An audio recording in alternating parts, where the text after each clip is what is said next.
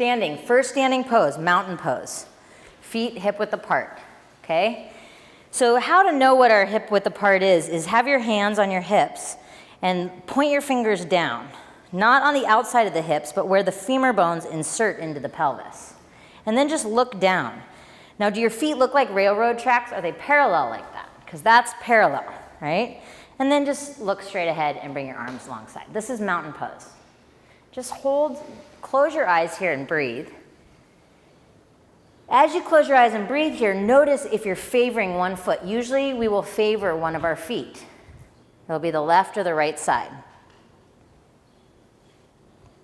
And then also sometimes we hang out more in the back of our feet or the front. Yeah, and you can shift around for a minute and kind of play with it.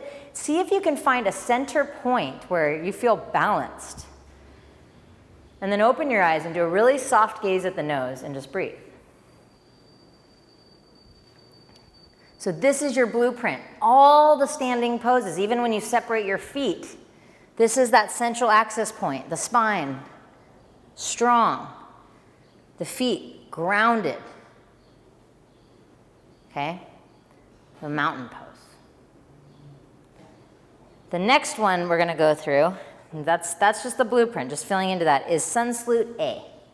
So I'm gonna do one and you guys can watch, and then you're gonna do a couple so you can feel it. So Sun Salute A, this is, I'm gonna go through all the alignment points. You start off in mountain. It's taught both ways, feet together or apart. So that's up to you. So you can also do mountain with feet together. You bring your arms out and around, you look up. Every movement is important in Sun Salutes. There's not one that isn't. And you can do this with me if it helps you to go move along. But you inhale, you look up. Then you exhale, you fold. Now this is one of those things when I talk about modifying. If you have tight back or hamstrings, bend your knees so you can keep your back really open as you fold, so then you can have a full forward fold. Keep breathing wherever you are. Then we come into half forward fold. So hands on the shins, you're gonna lift and lengthen. Now eventually your hands will come to the ground. But at first, your hands are usually on your shins or even your thighs, right, to get that tabletop back. Then you plant your hands and you walk back into a plank position and you exhale, push up. You inhale to upward facing dog. So this is one where a lot of, weird stuff happens for people's bodies. If you feel your shoulders are like here, bend your elbows, drop your pelvis onto the ground and draw your shoulders back and look at your tip of your nose. So that's not totally upward dog. This is more cobra, but it's better for you to be here. It's even better for you to be here. Can you see okay? You probably can't. Yeah? Okay. So it's better for you to be here than, I'm going to do it from the front. I still feel like you guys can see me. So you're here versus here. Right? Because all that is tightness. That goes back to what am I trying to do in my practice? We're trying to get more flexible. We're trying to be more present. Not trying, we're doing, as Yoda would say. But if you're just recreating tension to be like, I'm in upward dog, stop it, please, Because this, and this is where day to day it changes. So there's days where I'm here, I'm in upward dog, I feel great. And then there's days where, man, whatever I did, maybe I deadlifted yesterday, my low back is kind of tight, I need to be here. And you can feel the difference, right? You can feel that opening. Just try it, try Cobra, and then just bring your hands up and just feel, for those of you that have tight shoulders and hips, notice. It's yeah, that's better, so do it. Take the extra time. If you have a teacher, if you take public classes, and you have a teacher that comes over and says, hey, this is what we're doing, you can say, no, this is what I'm doing. With respect, of course, but don't let people bully you into poses your body doesn't want to be into.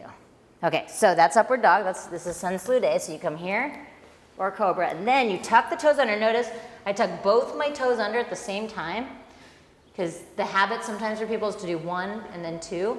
You want to do them both at the same time, and then lift the sit bones up and come into downward facing dog. Okay, beautiful. So go ahead and take a seat for a minute. I want you to look at this. So this is downward facing dog. My back's pretty straight. Okay, good. See? This is downward facing dog. Oh, my neck's gonna be here. It's an inverted or upside down V. This is not downward facing dog, right? If you have, again, tight hamstrings, tight low back, or weak shoulders, it's better to bend your knees, get that torso in alignment, that V shape here, those sit bones reaching up, and then over time get those heels to the ground. So it's better to have your heels off the ground, knees slightly bent, versus heels on the ground like that. And again, the transfers, this is where I'm constantly trying to get people out of this. Right? Do you see that? It's that, this is comfortable for a lot of people. And it's amazing people in their early 20s now, how much this is comfortable for them because they've grown up with computers, right? And so, downward dog. Do you guys have any questions about downward dog? Because this is a pose you do a lot in yoga classes. In our sequences, they're all over the place. Sun salutes. It's considered the resting pose. Does not feel restful, I would say, for at least 5 years. It's pretty effort-oriented. But then there comes a point where you get a sweet spot with downward dog, and it's like, oh yeah, this is awesome. So this is downward dog. So let's all come back into downward dog. Feet are at hip width apart, the neck is relaxed, you're breathing. Feel that. I'm going to look at it. Awesome. Yeah. Really nice, you guys.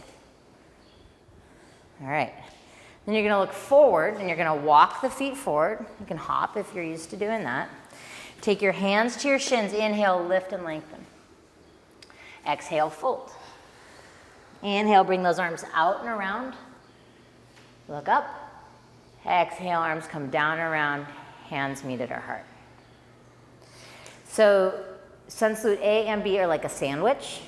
You have a front and a back side of bread.